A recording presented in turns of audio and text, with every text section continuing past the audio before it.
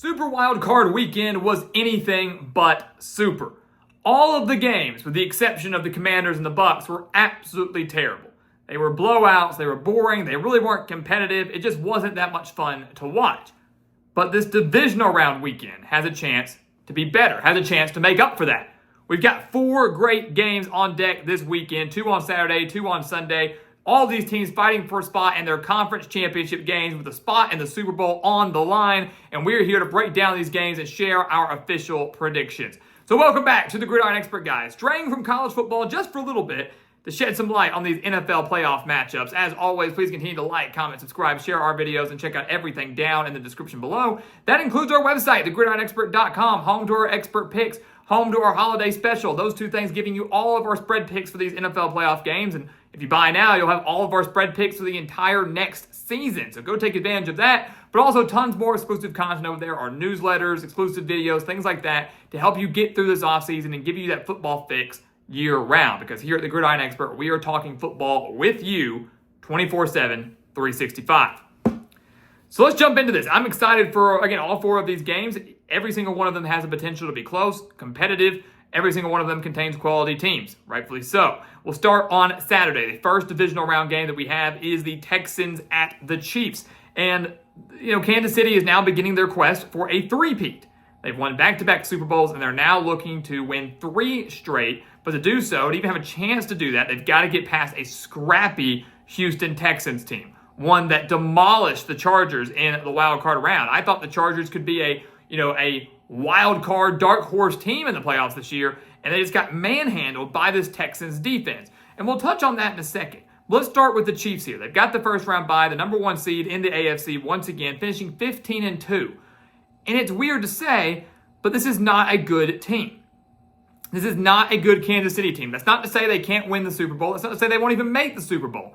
But this is a 15-2 team that, yes, did go 8-1 against teams with winning records, but also had some very, very questionable games. 11 of their 15 wins were decided by 1 possession. Some of them were decided controversially, some were decided by luck, and some were just because other teams were so bad they couldn't take advantage of it. 1 possession wins against the Panthers and the Raiders and just really bad teams. They were a foot, probably inch away from maybe losing to the Ravens in the season opener. Some questionable pass interference calls against the Bengals and the Falcons to losing those games. The weird fumble by the Raiders shortly around the Thanksgiving time there. I mean, it was just so much went right for the Chiefs. And again, sometimes it wasn't by any fault of their own. Sometimes it felt like divine intervention. They were on the right side of so many very close games, and that's hard to sustain as you enter the playoffs. The Texans have the defense to keep this game close. They have one of the best defenses in the league, 6th ranked defense in the entire league. They're 7th in the league in stopping the pass. Just last week, against a solid quarterback in Justin Herbert, only allowed 242 yards and forced 4 interceptions off of him, which ultimately led to that big Texans victory, completely changed the game. If Houston wants to find a way to pull off this upset in Kansas City, they're going to have to replicate that defensive effort again. They're going to have to find a way to create pressure on Patrick Mahomes. These 2 teams met about a month ago, and the Texans only got 1 sack in that game. So they're going to have to do better about flustering him, getting him into 2nd and 3rd and long situations, and then finding a way to force him into some turnovers, just like they did Justin Herbert. If they do that, I believe that C.J. Stroud, the offense, can take advantage. But ultimately, I don't think it's going to pan out that way. This game will be close. Again, about a month ago, the Texans only lost 27-19 in Kansas City. It was a 5-point game in the 4th quarter. The Texans gave the Chiefs everything they could handle, but couldn't take advantage of some other opportunities. They take advantage of more now. They make sure it's a 1-possession game again, but home field advantage, playoff experience from Patrick Mahomes, and the Chiefs' defense, which is pretty underrated as well, will ultimately get them back to the AFC Championship, where they'll await the winner of the Bills and the Ravens, which we'll touch on here in a second. The second game on Saturday is another number 1 seed over on the NFC side, the Commanders at the Lions. And this is a trendy upset pick for many. And I understand that. The Commanders are playing great football. First-year coach in Dan Quinn, rookie quarterback in Jaden Daniels, and they're lighting it up and just got a massive road playoff win, which is very hard to do, by defeating the Bucs in what, again, was the best game of Wild Card Weekend in these NFL playoffs. The Lions, though, you could argue, are the best team in the NFL. And have been so all year long. It's not the Chiefs, not the Ravens, not the Bills, but the Lions. A team that's 15-2, Went 7-2 at home, with their only losses coming to the Bucs back in week 2 and the Bills just a few weeks ago. They have the number 2 offense in the league, averaging over 409 yards per game, over 277 passing yards per game, and nearly 150 rushing yards per game. More than likely, their offensive coordinator, Ben Johnson, is going to be a head coach somewhere going into next season. Already interviewed with a handful of teams for the job openings there. So I would not be surprised to see this be his last year in Detroit, but what better way for him to go out than leading the Lions to a Super Bowl? Be insane. And they have a very good chance to do that. Jared Goff has been great. He's been playing great ball, taking good care of the football, but the X factor for Detroit has been their running game, and it's been Jahmyr Gibbs. Remember when everybody criticized the Lions thinking they took Jahmyr Gibbs too early? Not the case now. They're not criticizing him now. Gibbs has over 1,400 rushing yards and 16 touchdowns. David Montgomery is also expected to return for this game. The Commanders are giving up nearly 140 rushing yards per game. So the Lions' passing attack is really, really good. So tough to stop, but Jared Goff might be able to take a bit of a back seat if the Lions have their way up front on the offensive line, opening up holes for their running backs. I think they're going to do just that. Detroit is way too good to lose this game. And yes, I think Jaden Daniels, who's thrown for over 3,500 yards and has rushed for nearly 900 more, is going to have a pretty decent day against the Lions defense that's banged up and has the 28th ranked secondary in the league. This has a chance to be a high-scoring game. But at the end of the day, Dan Campbell is going to have his team ready to go. This Lions defense, despite being banged up, is going to be able to rattle a rookie quarterback in an environment that's going to be much tougher than what he faced in Tampa Bay just last week. The Lions win this game. They win it, I think, by at least a touchdown, if not more than 10 points. They're going to win this game and advance back to the NFC Championship, and they will get to host that NFC Championship game against the winner of the Rams and the Eagles. And that is the first game we have on Sunday. The Rams and the Eagles. And I'm just not quite sure what to make of this Rams team, right? I can't decide if I'm buying into them or not. First off, I love Sean McVay. I think he's a phenomenal head coach.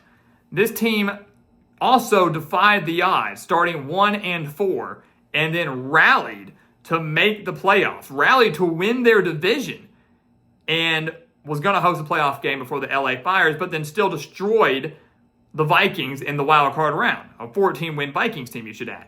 They started 1-4, finished 10-3, including that win over the Vikings just last week, but only 4 of those 10 wins we just mentioned were against teams with a winning record. They beat the Vikings twice, the Seahawks once, and the Bills once in that crazy shootout that we saw a little over a month ago.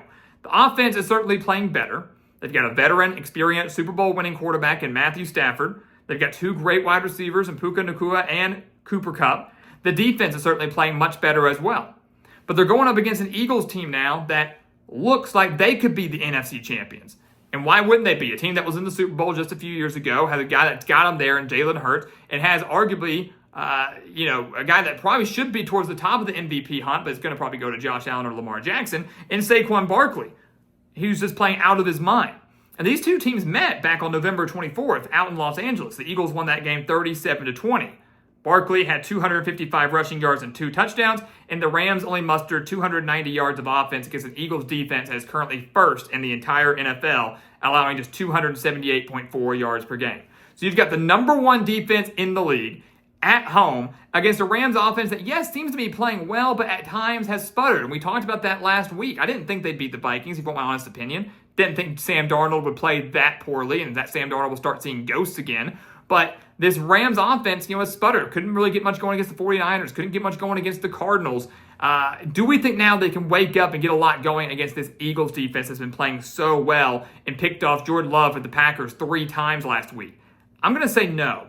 Give me the Eagles to win this game.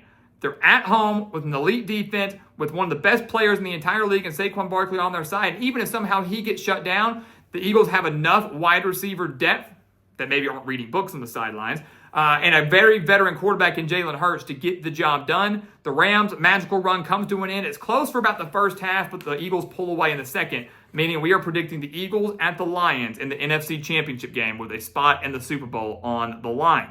On the AFC side, we've already told you we think the Chiefs will beat the Texans in a close one-possession game, but the game of the week, by far, without a doubt, is the Ravens at the Bills. The final playoff game of the weekend, and without a doubt, the best game of the weekend. The one I think we're all looking forward to the most. You've got 2 MVP candidates, Lamar Jackson facing off against Josh Allen. Two teams that have been so close to getting over the hump in the AFC, but have consistently fallen short because they've lost to Kansas City. Now the winner of this game will have an opportunity to redeem themselves and get over that hump by beating Kansas City at Arrowhead Stadium. And for many, the winner of this game, because of how poorly the Chiefs have played, the winner of this game might become the Super Bowl favorite, or at least the favorite to come out of the AFC. So much riding on the line of this game that are playing between two teams that are playing such similar style of ball and are just so much fun to watch. But here's what it comes down to. It comes down to the Bills' ability to stop the dual threat of Lamar Jackson and Derrick Henry, who, keep in mind, the Ravens did not have last year. Could be the X factor in this entire Super Bowl run for the Ravens is Derrick Henry. These two teams met back in week 4. The Ravens won 35-10 in Baltimore. Again, a lot has changed for both of these teams, but in that game, Lamar Jackson and Derrick Henry combined for 253 rushing yards and 2 touchdowns, which is massive. Absolutely massive. So the question is, can the Bills stop that? And number 2, can the Ravens, one, go into Buffalo and win, a place where the Bills are undefeated this season, including their blowout win over the Broncos in the wildcard round? And 2, can they stop Josh Allen? The Ravens secondary hasn't been great. They're giving up over 262 passing yards per game. It's one of the worst secondaries in the league. Josh Allen, as we know, is one of the best quarterbacks in this league, and he's got the home field advantage on his side. Bills Mafia, I never want to go up against him, I can tell you that. So, again, it comes down to a defensive battle. Can the Bills stop the Ravens and the dual threat ability of their 2-star players? Can the Ravens secondary show up and slow down Josh Allen? Ultimately, again, it's truly a toss-up that I can see going either way. I'm going to go with the Ravens. I would not be surprised to see either of these teams win. This is the one game that I'm not betting on. This is the one game that it feels like a coin flip to me. But I like the Ravens a little bit more. From what I've seen from this squad for like the last month, has been truly remarkable. The offense is firing on all cylinders. The defense is firing on all cylinders. One of the best defenses in the league. One that boasts the number 1 rushing defense in the NFL, allowing just 80 rushing yards per game, meaning if they contain Josh Allen and limit his running abilities, it's going to be a one-man show. It's going to be Josh Allen having to do it all by himself. And while the Ravens secondary hasn't been that great, if that's all they have to worry about, they'll make life very difficult for him, and they'll find a way to get a turnover or two, and Lamar Jackson and Derrick Henry will turn that into points. So what I expect to be a back-and-forth game, one that could come down to the final seconds, one that looks nothing like the blowout we saw back in week 4. The Ravens defense comes up with a late stop. They pull off the minor upset, some would say, in Buffalo, and that means we get a rematch of last year's AFC Championship. The Ravens now at the Chiefs, no longer in Baltimore. Ravens at the Chiefs, Eagles at the Lions. Those are our conference championship predictions. The winner of those two meeting in the Super Bowl. And of course, we'll have predictions. However these games shape out, we'll have predictions for those two games coming your way here in the next week. So guys, as always, thank you so much for watching us here at the Gridiron Expert on YouTube. Make sure to continue to like, comment, subscribe, share our videos, and check out everything down in the description below. Leave your comments. Tell us who you think will win these games, which games you're most looking forward to in the divisional round. Tell us who you have win the Super Bowl. Go all the way. Tell us who you've got winning this whole dang thing. We want to hear from you. Check it out. Also, check out everything down in the description over on thegridironexpert.com. As we mentioned, our exclusive newsletter, our expert picks, our holiday special. Tons of exclusive content there for you to help you get through this offseason and really just enjoy college football content and football content in general all year long. Again, all that is there for you over on thegridironexpert.com. And once again, as always, thank you so much for watching, and we'll see you next time right here on The Gridiron Expert. Yeah.